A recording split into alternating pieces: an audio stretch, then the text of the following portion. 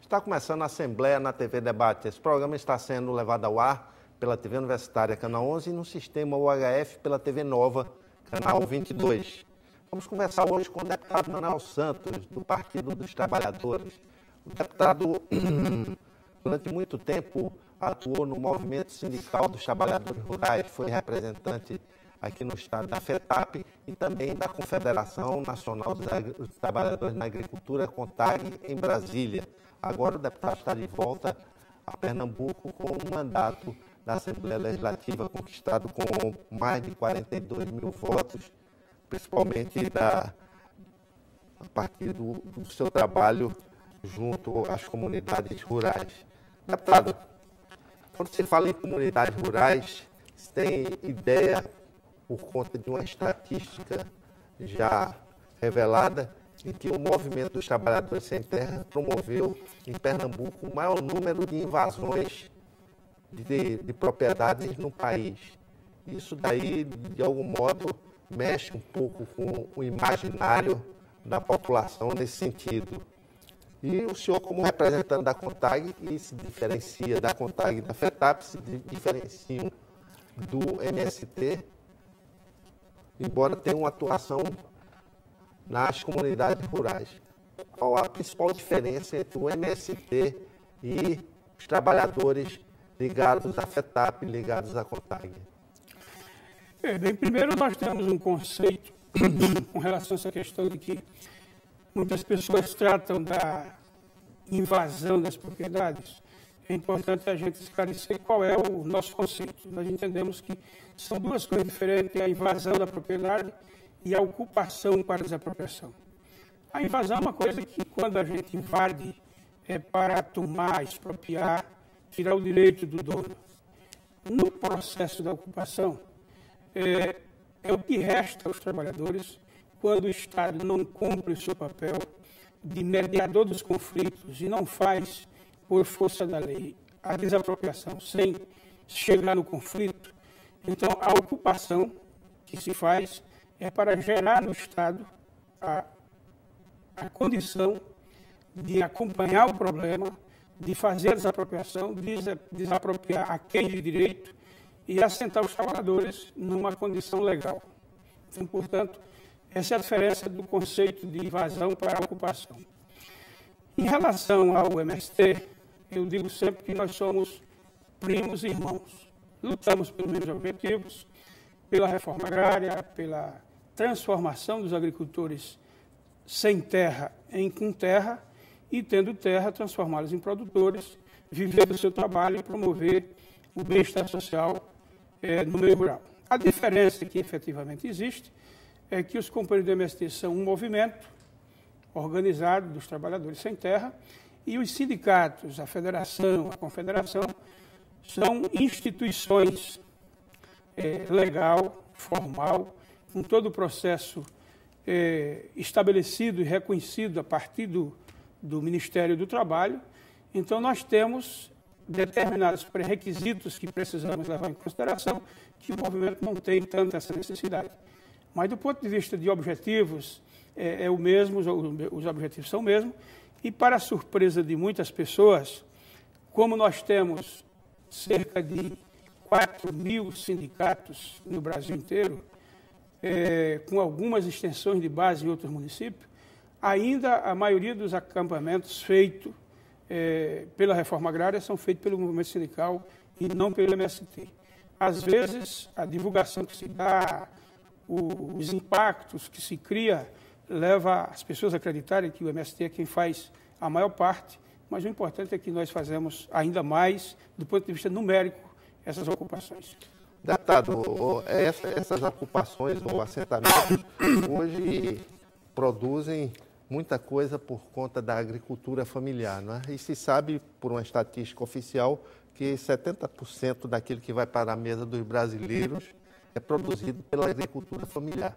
Mas se comenta, aparece números também, em que esses assentamentos são produtivos, eles não têm uma produção em escala que dê um suporte, digamos assim, organizado, um suporte econômico para a produção da agricultura familiar. É possível superar essas dificuldades? Veja só, esse tema é um tema extremamente relevante para a gente debater sobre ele. Primeiro porque há 20 anos atrás, a agricultura familiar era apenas tratada como agricultura de subsistência. Ou seja, aquela agricultura que cria ali uma meia dúzia de cabra, uma vaquinha, planta uma mandioquinha, etc. E não tinha um peso, não tinha uma auferição do peso econômico que essa agricultura, essa produção representava.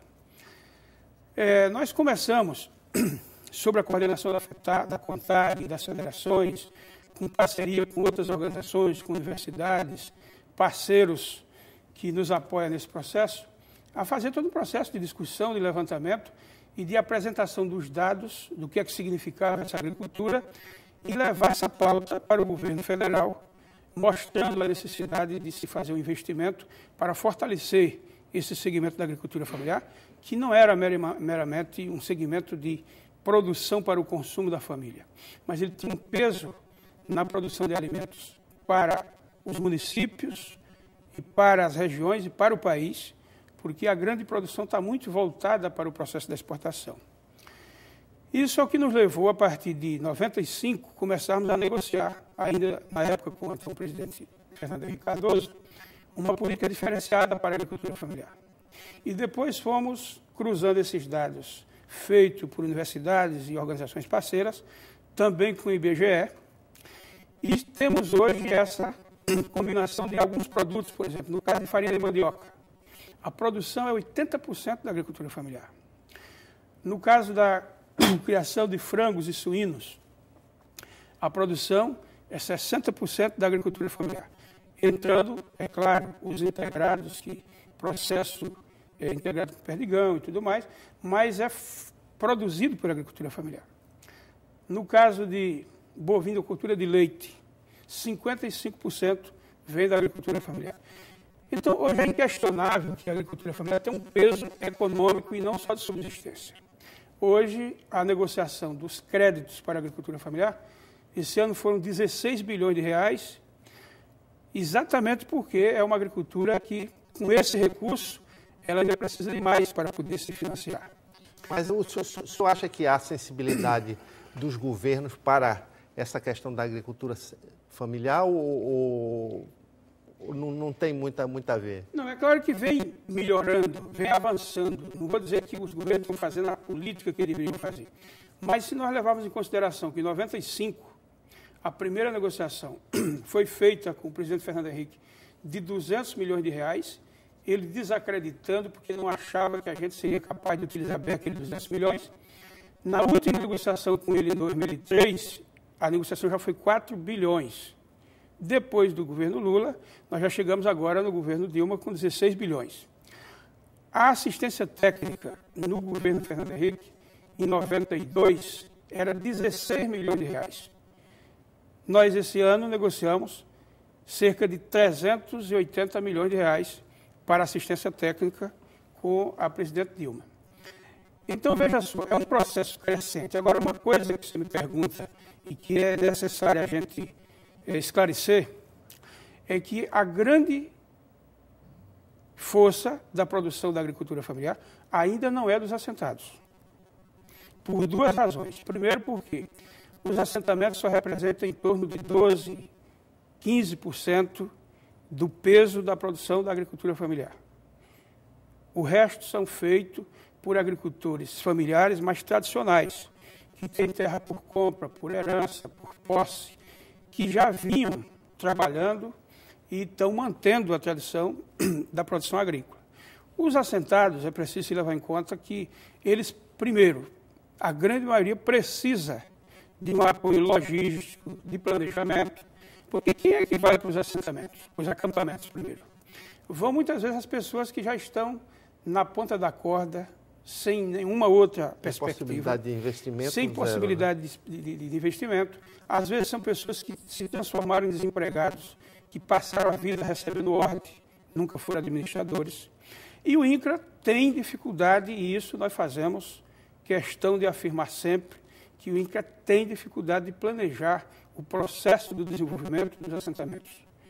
O INCRA, na nossa opinião, o papel dele deveria ser identificar a terra, desapropriar, e logo em seguida o governo precisava ter um outro departamento para planejar o desenvolvimento, em conjunto com as famílias, com as suas organizações de representação. Quando se deixa o INCRA com toda a responsabilidade de identificar, vistoriar, desapropriar e fazer o assentamento, então nós temos muitos assentamentos que não foram para frente porque as famílias estão sobrevivendo como podem. Mas, deputado, essa é uma conversa antiga, não é?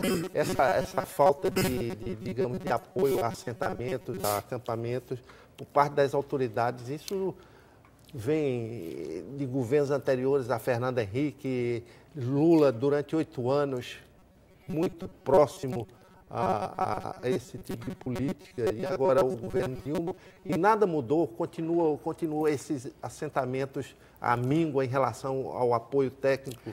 Isso não mudou porque o INCRA continua uma estrutura velha, sem se fazer um processo de reforma necessária.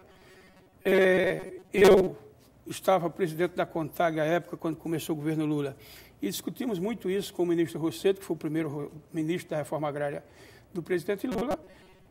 Ele não fez, o Guilherme não fez, e o ministro Afonso também não vai fazer, infelizmente. Por quê? Ninguém O problema é o seguinte, não se faz porque, primeiro, não há uma unanimidade em relação aos próprios movimentos sociais de que assim deve ser. Nós temos uma certa divergência com alguns companheiros do movimento que acham que deveria se fortalecer mais o INCRA do que ele é. E nossa opinião é que fortalecer o INCRA deveria dividir ele em partes com responsabilidade diferente. Por exemplo, hoje tem uma Secretaria de Desenvolvimento Territorial no Ministério, que é a SDT. Essa secretaria, na minha opinião, deveria ser a secretaria responsável pelo processo do desenvolvimento dos assentamentos. Não deixar o INCRA com o papel de, depois de desapropriar, ainda ir fazer o PAA e fazer o processo do planejamento. Ele não tem estrutura. A maioria dos funcionários do INCRA são funcionários antigos, com cabeça no passado. E eu não vejo aonde é que o INCRA tem assentamentos modelo que possa ser mostrado que esse modelo pode ser transferido para outras áreas. Ao passo que onde as pessoas têm experiência de administração, tem alguém com cabeça no lugar, fazem parceria com órgãos que ajudam a desenvolver, os assentamentos estão dando certo, mas não é pré-requisito de implantação do INCRA. Esse governo do presidente Lula tem investido recursos nos assentamentos, mas eu tenho dito que não é só recurso o problema para a solução. É preciso ter recurso planejado com estratégia correta para poder desenvolver.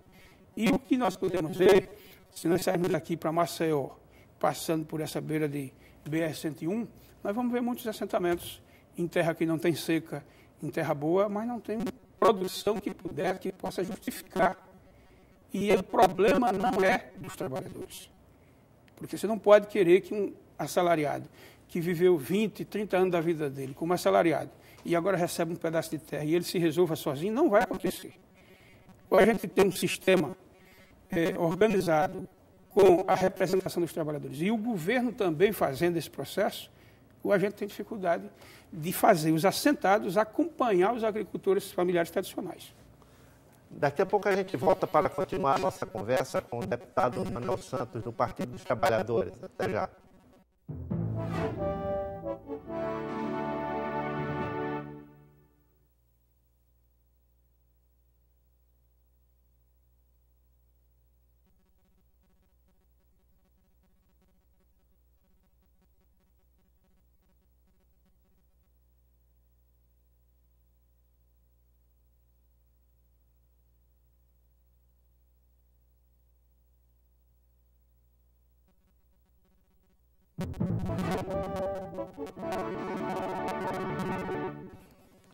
Estamos de volta na Assembleia, na TV Debate, conversando hoje com o deputado Manuel Santos, do Partido dos Trabalhadores. O deputado representa uma boa parte dos trabalhadores rurais do estado de Pernambuco. Ele foi representante da FETAC, a Federação dos Trabalhadores na Agricultura, e também da Confederação Nacional dos Trabalhadores na Agricultura, CONTAG. e vem acompanhando toda essa movimentação através do trabalho legislativo do deputado. No outro bloco falávamos sobre as perspectivas da agricultura familiar e o apoio dos governos. O senhor apresentou um projeto de lei, o projeto número 378 de 2011, no início do seu mandato, que busca garantir a aquisição de alimentos para a merenda escolar na esfera da agricultura familiar. Esse projeto é muito interessante porque vai abrir um mercado para essa nossa agricultura familiar, mas também mostra que até agora não houve atenção, pelo menos do governador Eduardo Campos, a essa questão da agricultura familiar aqui em Pernambuco. Você pode ver isso dessa forma? Eu diria que, na verdade, nós temos vários aspectos que precisam ser trabalhados e que nós estamos procurando dar a nossa contribuição através de apresentar projeto de lei. Primeiro, apresentando esse projeto que visa fortalecer a aquisição dos produtos da merenda escolar oriundos da agricultura familiar para fazer cumprir a lei federal já existente, que repassa os recursos para os estados e municípios e dá essa determinação que, no mínimo, 30% seja adquirido, esses alimentos da agricultura familiar. E isso não vem ocorrendo até agora? Isso não vem sendo cumprido na maioria dos municípios e boa parte dos estados. E nós entendemos que é fundamental, no estado de Pernambuco, haver uma lei que regulamente qual o papel do estado, qual o papel dos municípios, qual o papel dos movimentos sociais. Por quê? Para se cumprir a lei, para que os agricultores possam efetivamente fornecer esses alimentos, se beneficiar com essas negociações, gerar renda para a comunidade e fortalecer na ponta a merenda escolar com um alimento saudável e todos saírem ganhando, é preciso definir os papéis. O que é que vai ser feito pelo Estado, pelo município, pelas organizações dos próprios trabalhadores, suas associações, sindicatos, porque não serão fornecedores dos agricultores se não tiverem organizado. Parte dessa organização depende das suas representações, associações de sindicatos, e parte dela depende do apoio que o município vai colocar, de logística, de abrir espaço para que o processo dessa política seja construído em parceria, né? O Estado de Pernambuco começa agora a fazer esse processo. O governador tem afirmado que vai batalhar, inclusive, para aumentar as cotas de Pernambuco, segundo ele, não é suficiente. E aonde o governo federal coloca, ele coloca a parte dele também. Mas, por exemplo, eu estive no município de São Bento do Una. O prefeito é, inclusive, um ex-padre. E ele me disse que já fez 2 chamadas públicas, o convite público para os fornecedores fornecerem os alimentos, e os fornecedores não apareceram. Não apareceram exatamente por quê? Porque não foi feito um trabalho antes, que era de organização desses produtores, se organizarem coletivamente na sua associação para fornecer. Individualmente, isso não é possível acontecer na agricultura familiar. Só acontecerá de forma organizada e uma lei que estabeleça qual o papel do Estado, do município e das organizações sociais ajuda. É por isso que nós entramos nessa lei, nesse projeto de lei. O outro projeto, ele visa incentivar o fortalecimento da produção da agricultura familiar, que passa por um processo de assistência técnica, de fortalecimento das comunidades que estão com iniciativa para essa organização, para o processo da comercialização direta, porque são 2 sistemas de comercialização.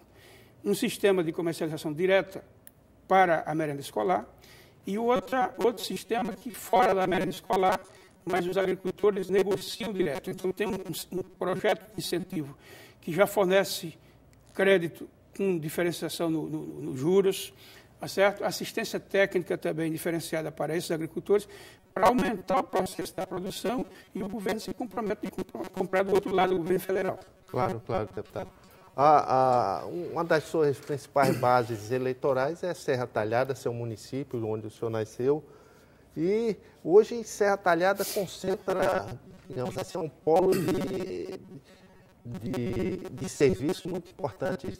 É um centro da construção da ferrovia transnordestina e também por ali, por perto, passam a questão da transposição das águas do Rio São Francisco. Hoje o sertão, o grande sertão pernambucano, tem toda essa mobilização, essa movimentação de obras. E essas obras, vez por outra, dá uma parada, dá um freio de arrumação e para retomar fica meio complicado, né? Qual é a sua avaliação dessas obras? Estão realmente transformando aquela região e tem possibilidade de ser uma fonte permanente de receita para o município? Bem, são obras importantes que traz, sem dúvida, abertura, caminho para o desenvolvimento. Agora, é claro que, infelizmente, você nunca tem um desenvolvimento que seja includente de tudo. Você tem sempre problemas para a parte da população. Por exemplo, o processo da Transnordestina, né, ele vai, na verdade, interligar, né, todo o Nordeste, vai baratear os custos de frete, né, vai facilitar o processo da transferência dos produtos e do desenvolvimento para a região. Para as comunidades que ficam ao lado da construção da ferrovia, os problemas são muito sérios, né? Se olharmos primeiro as pequenas propriedades que ficam partidas ao meio e você recebe só uma pequena indenização da faixa onde passa a ferrovia e você vai ter um ponto de passagem ainda questionável se dá para ser utilizado, por exemplo, no caso dos animais, a 2 quilômetros, né?